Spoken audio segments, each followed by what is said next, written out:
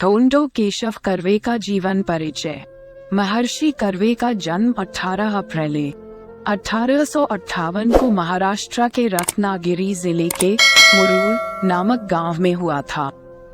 इनके पिता का नाम श्री केशव पंत था और माता का नाम मौ लक्ष्मीबाई था। इनकी आरंभिक शिक्षा मुरुड में हुई।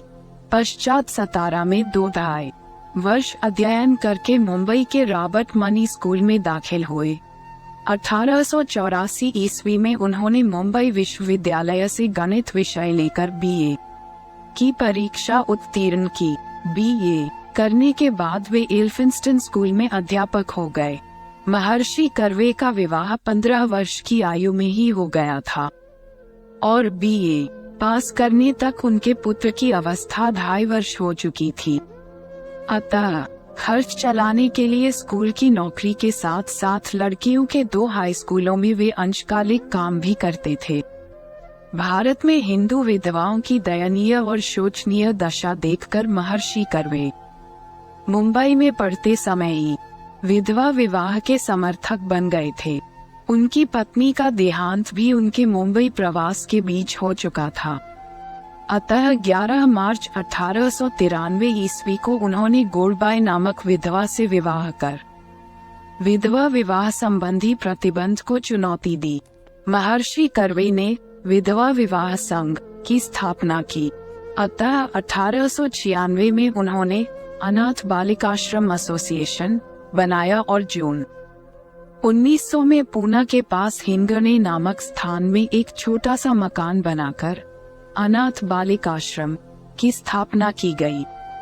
4 मार्च 1907 को उन्होंने महिला विद्यालय की स्थापना की, जिसका अपना भवन 1911 तक बनकर तैयार हो गया।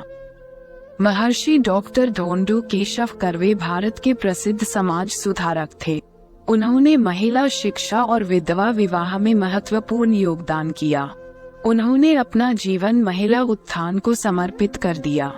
उनके द्वारा मुंबई में स्थापित SNDT महिला विश्वविद्यालय भारत का प्रथम महिला विश्वविद्यालय है।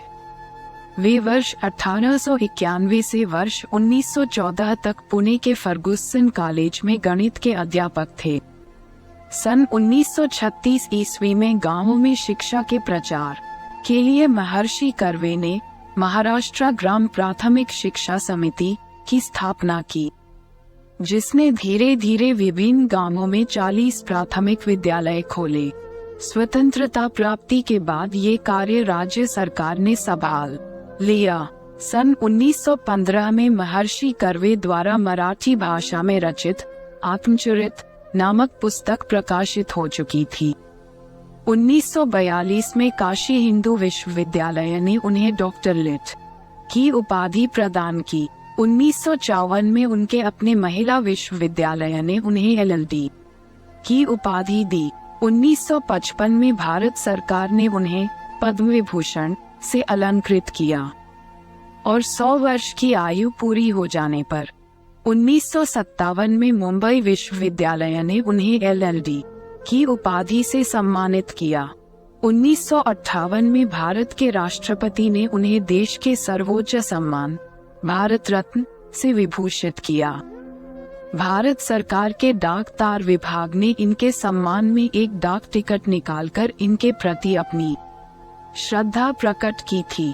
कर्वे ने 2 आत्मकथात्मक रचनाएं लिखीं, मराठी में आत्मावृता 1928 और अंग्रेजी में लुकिंग बैक 1936।